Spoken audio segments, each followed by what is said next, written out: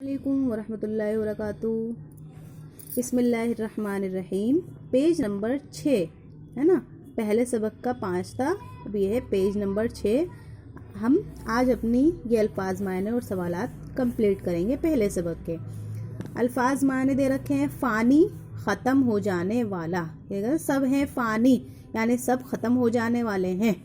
حافظ، حفاظت کرنے والا، یعنی اللہ سب کا حافظ ہے نا، حفاظت کرنے والا۔ آکاش، آسمان۔ گنگانا، تعریف کرنا، کہتے ہیں نا آزاد اسی کے گن گاؤ، یعنی آزاد اسی کی گن گاؤ یعنی اسی کی تعریف کرو۔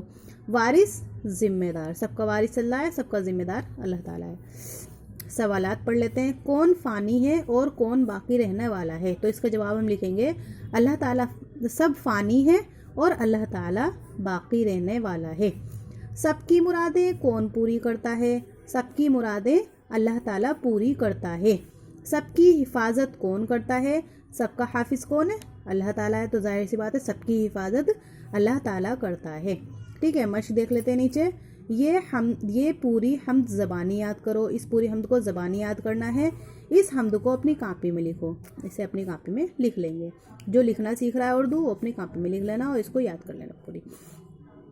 ٹھیک ہے، اور یہ سوالات بھی اور یہ الفاظ معنی بھی یاد کر لیں گے۔ ٹھیک ہے، آج کا ہمارا یہی سبق ہے۔ ملتے ہیں نیکسٹ ویڈیو میں سیکنڈ سبق کے ساتھ۔